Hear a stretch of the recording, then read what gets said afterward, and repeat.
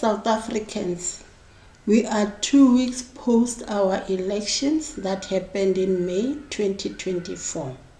Now we are waiting for the final outcome, that is the sitting of Parliament, comprising of all the political parties that were successful during the voting. What were we voting for? What did we know?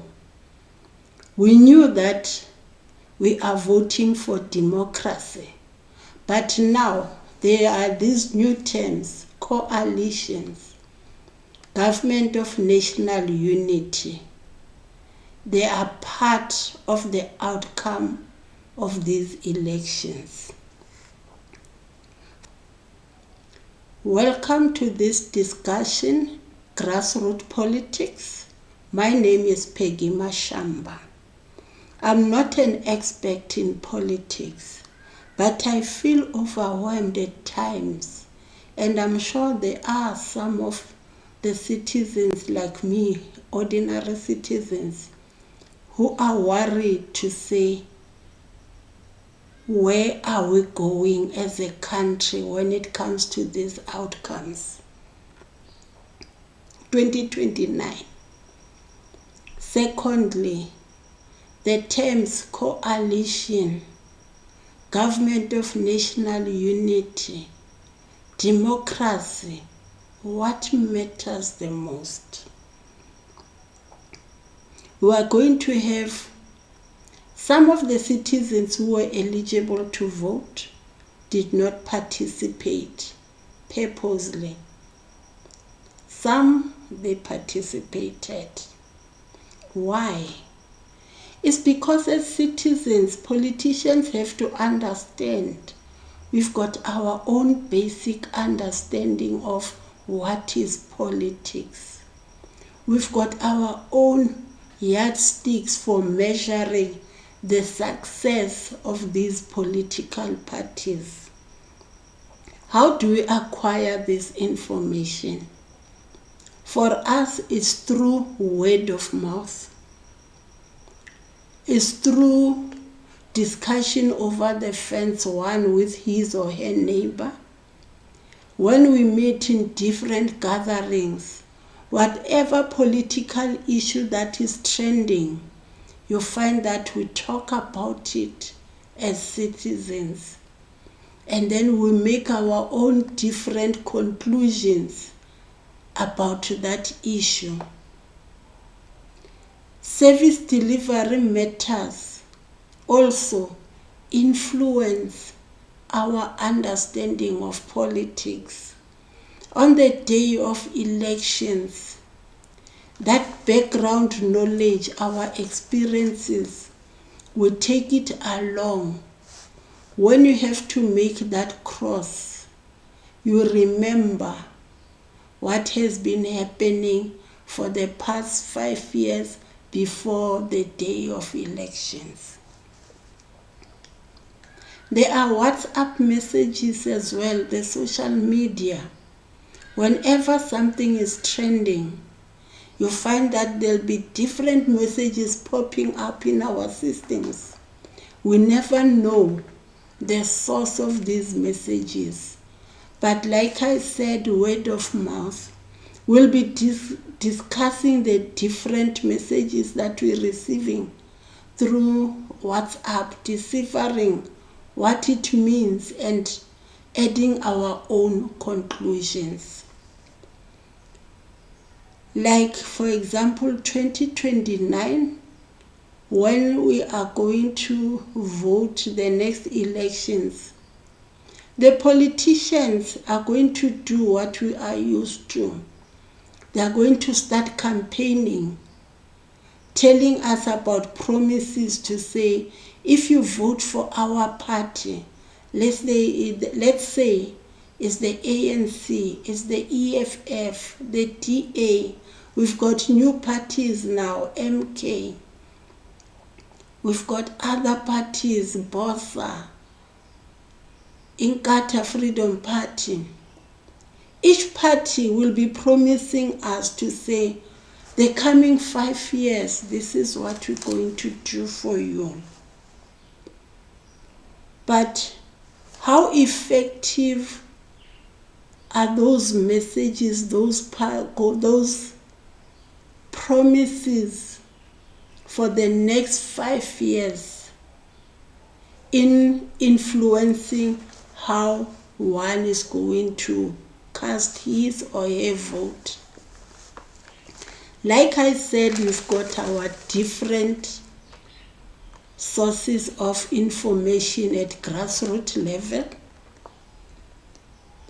Most of the time, what will influence most of the voters is, did this government the past 5 years improve the basic needs of citizens? Basic needs like the health system, the clinics, the hospitals. Basic needs like the education of our children, our grandchildren. Homelessness, unemployment, load shedding. Those are the things that we remember most. I am sure most people is like that. I could be wrong. But we remember what is happening around us as individuals. For example, in your neighborhood, I'll just pick on a number. Maybe you know of 9 people who were unemployed. These people have got qualifications, they've got experience, most of them. Some are fresh from tertiary educations, some are fresh from high school. They have to go and find a job because the situation at home. And then those people are idling around. They've got nothing to do. They are frustrated. That's what we're going to remember when we have to cast the vote. What you promised us during the campaign, yes, it's important, but how much weight does it hold based on my own experiences? We also get worried about what we witness throughout the 5 years before the next election date. Remember, when there is a parliamentary sitting, it gets televised on our TV screens. What do we witness as people? Maybe you say, today I want to watch this program. Sometimes you'll see politicians bickering, fighting, disrespecting each other, not giving each other enough chance to talk. There are stunts done in parliament to an extent that sometimes we just switch off to say, I can't waste my time watching this. And then the next time when I meet other people, for example, me as an elderly woman, will be in a gathering of other elderly women. We've got what we call Ama Society. What do you think we discuss, excluding the agenda of our meeting? We discuss the behaviors that we witness through the television. We come to our own conclusion. Really? Should I continue voting for this party if this is how they behave? Did they forget to say the mandate is to deliver on issues related to basic needs of the citizens? Parliament is not about the basic needs. They've got other bigger issues to run the country. We don't take that away from them. They have to discuss that. But for us, our yardstick, how we measure them is the success of what we see in front of us, what we experience, the practical experiences, if they can meet those shortcomings, the bigger issues, they'll continue discussing, handling them in Parliament is their prerogative. But us as citizens, that's what we remember. That's what influences us to say, do I continue with this party or not? The new team, that is the politicians who are in now, who are in government for the next 5 years, can you forget this generalization to say, we know elderly people will automatically vote for the ANC or will automatically vote for the IFP, the DA, the Freedom Front. The younger ones will automatically vote for the EFF. I am sure the last elections have shown you to say the generalizations, they work up to a certain extent. People are starting to think and decide differently. I can never know the reason for the next person, but I'll talk about myself to say what I know and the few people that I'm close to going for that election day to make that cross. People were mentioning what we witnessed for the past 5 years before the date of elections. People mention issues happening around them to say, yes, the minister of this or that, they've announced to say there's an improvement. They gave scientific meanings of why there's improvement. They mentioned the percentages. For example, crime has gone down by so many percent compared to whichever year. Us as citizens,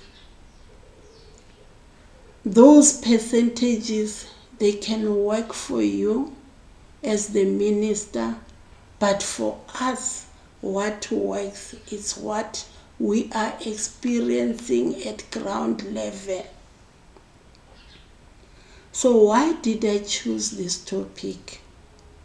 Choosing this topic is to say, I am wishing all the political parties well. I wish they can take issues like emotions, tribalism, racism, or whatever negativity and put it aside. They cannot forget whatever is bothering them, but can they put the interest of the citizens in front and say, this is our priority. Those who voted, they voted for us for this reason.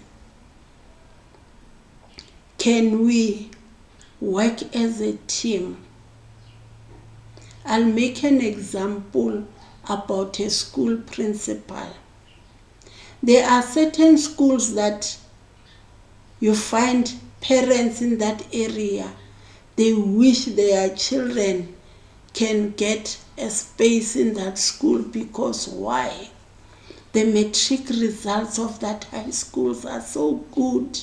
And then everybody, they'll be saying, you know, Principal so-and-so, Mr. Nkosi or Mrs. Nkosi, if that's the name of the surname of the principal, or Mr. Van der Merwe, or whatever name. It's so good. How he's handling the students in that school. They are exemplary. There's progress. Hence, I would wish my child to be there. But does it mean that principal is the one who's teaching those students? No, the principal is working hand in hand with the teachers, the head of departments. The head of departments are working hand in hand with the other teachers to can make it a success. And the students are working with the teachers so that they can pass their matric. So it is teamwork. But the glory will be, the principal of that school and his or her team. So even us will have the president of the country.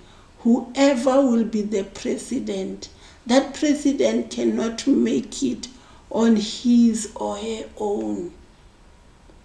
Those ministers in the different portfolios, can they work with whoever is under them and forget to say this one belongs to this party, this one? You know which parties you belong to. But set a goal, because us as citizens, when we say unemployment, job creation, we're not expecting one party. We're expecting the team of different parties to make it work so that the success of that president can be a positive one. This issue of saying the president is useless, it's debatable. What about the ministers in those portfolios? What have they been doing the 5 years that they'll be having? And their subordinates. Show us respect as citizens and show an improvement in productivity. We should be able to say as citizens, in our area, there is a difference. I used to see so many people. Let's say I know of 15 people who were unemployed. Now the number is 11 or the number is 8. It's coming down. It's only then we'll be able to agree with the minister of that portfolio when they come up with their scientific numbers, the percentages, to say there is improvement.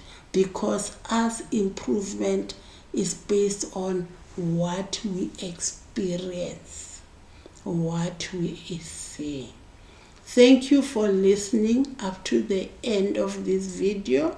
And please, I request you, if you can, share the video.